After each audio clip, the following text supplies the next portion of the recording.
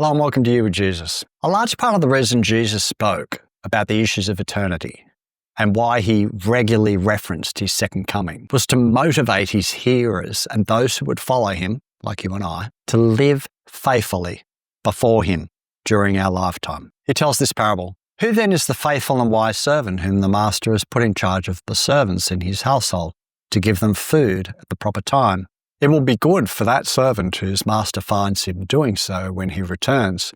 Truly, I tell you, he will put him in charge of all of his possessions." Jesus talked about the need to be vigilant, and he compared our waiting of his return to waiting for the return of a bridegroom. You need to know a little bit about Jewish wedding customs here, but suffice to say that the virgin party would wait with oil lamps, and these oil lamps needed to stay full with their wicks burning bright, waiting for the return of the bridegroom.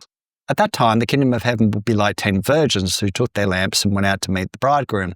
5 of them were foolish and 5 were wise. The foolish ones took their lamps, but they did not take any oil with them. The wise ones, however, took oil in their jars along with their lamps.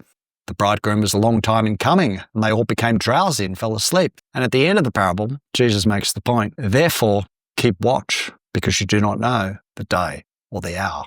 And through these parables, Jesus reminds us that we should be faithful in the responsibilities that he's entrusted to us in our lifetime, because he will honour our faithfulness here with even greater responsibilities. And he tells another parable. Again, it will be like a man going on a journey who called his servants and entrusted his wealth to them. To one he gave 5 bags of gold, to another 2 bags, and to another 1 bag, each according to their ability. Then he went on his journey. The man who had received 5 bags of gold went at once and put his money to work and gained 5 bags more. So also the one with 2 bags of gold gained 2 more. But the man who had received 1 bag went off, dug a hole in the ground, and hid his master's money. After a long time, the master of those servants returned and settled accounts with them. The man who had received 5 bags of gold brought the other 5. 'Master,' he said, 'you entrusted me with 5 bags of gold. See, I have gained 5 more.' His master replied, 'Well done, good and faithful servant. You have been faithful with a few things. I will put you in charge of many things. Come and share your master's happiness.' The man with 2 bags of gold also came. 'Master,' he said, 'you entrusted me with 2 bags of gold. See, I have gained 2 more.' His master replied, 'Well done, good and faithful servant. You have been faithful with a few things. I will put you in charge of many things. Come and share your master's happiness.' Then the man who had received 1 bag of gold came. 'Master,' he said, 'I knew that you are a hard man, harvesting where you have not sown and gathering where you have not scattered seed. So I was afraid and went out and hid your gold in the ground. See, here is what belongs to you.' His master replied, 'You wicked, lazy servant. So you knew that I harvest where I have not sown and gather where I have not scattered seed. Well, then you should have put my money on deposit with the bankers, so that when I returned, I would have received it back with interest. So take the bag of gold from him and give it to the one who has 10 bags. For whoever has will be given more, and they will have an abundance. Whoever does not have, even what they have, will be taken from them. And throw that worthless servant outside into the darkness, where there will be weeping and gnashing of teeth." In a previous episode, I said it's unlikely Jesus is coming back today or tomorrow, because we have yet to see all the people groups on earth first reached with the gospel. However, these parables remind us that we should live each day in a state of watchfulness and readiness, and we should live each day faithfully and responsibly, mindful that each day is a day to glorify God. Each day is a day to love him and love our neighbour. A little while back, I decided to live my life differently. Yes, I'm a slow learner and I should have learnt this lesson years ago, but I'm just glad to have finally learned it. And it's about the importance of being faithful in the day that God has given you. Jesus says in Matthew 6, "Therefore do not worry about tomorrow, for tomorrow will worry about itself. Each day has enough trouble of its own." He also says in a number of parables that you do not know the hour or the day, so watch. I'm not an anxious person by disposition. I don't worry, or as in I don't stress about tomorrow, but I do worry about it in the sense that I think way too much about tomorrow and about next week and about next year and about 5 years. I have an unhealthy focus on the future. And so I plan for tomorrow. I have goals for the week. I have goals for the next 3 months, goals for the next 12 months. And I create projects in order to create energy around a given goal. Now, on the surface, that might not sound unhealthy. That might sound really healthy to you. Or maybe it doesn't. But it became really unhealthy for me because if there wasn't some sort of a project out there or some carrot dangling in front of me, then I'd quickly become complacent and lose energy and motivation. Now, that probably tells you something about my personality type, and I get that. However, I recognized that I was not honoring God daily. I was not living focused on God's provision for today.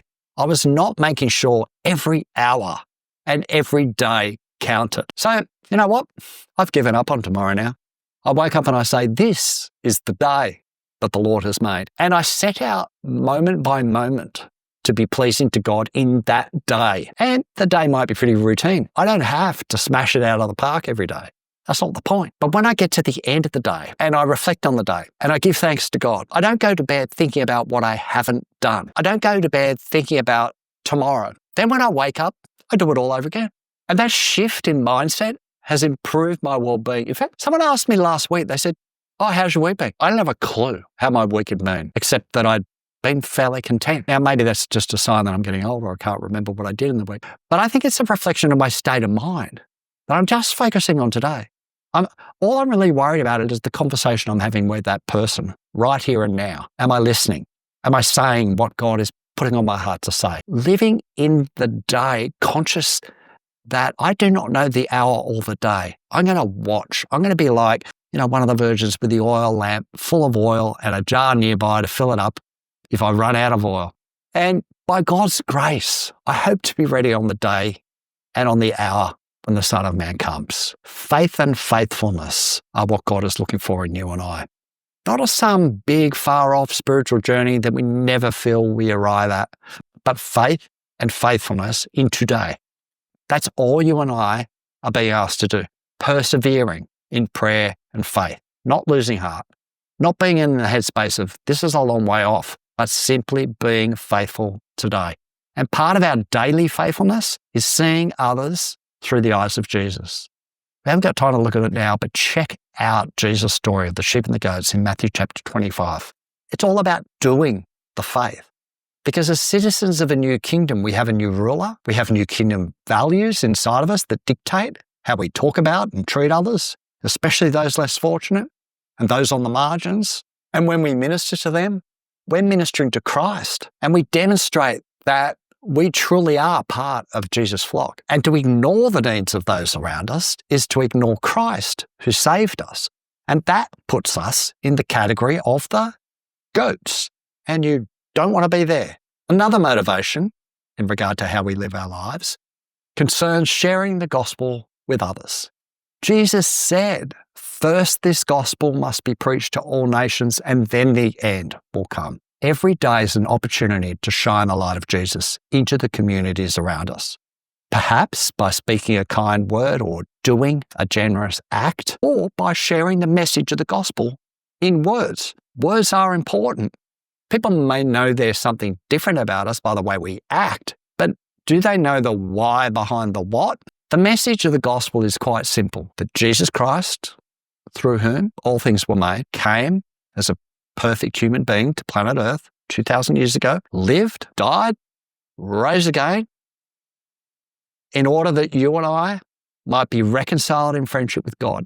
And Jesus tells us to stop living life centered around what we want to do, receive his forgiveness, and start living a God-empowered life with him at the center. Sharing that simple message in words and sharing how that simple message has changed your life is what we call our testimony.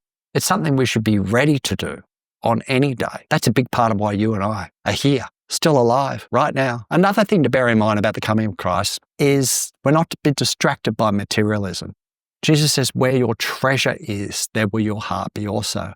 He also said that we are to store up for ourselves treasures in heaven. Paul puts it this way, set your mind on things above. Here in Australia, we just had the race that stops the nation. And the winning jockey said, this is what we do it for. This is why we get up and out of bed every morning at 4 a.m. and work our asses off. Yes, that is the drive of the professional athlete. That is their focus. It's to win the prize. And the prize is won by each and every day turning up and doing what they know they need to do. However routine, however sometimes difficult, it is about consistency and commitment. Jesus is coming back. Those who belong to him will live eternally with him. What a sure and wonderful hope we have. Meanwhile, live each day in readiness, watchfulness, faithfulness in the little things, loving others like Christ loves them, persevering prayer, keep focusing on Jesus, keep sharing the gospel in words and deeds. Don't allow your focus to drift on to things that will not last. Store up for yourselves treasures in heaven where moth and rust can never destroy. See you in the next episode.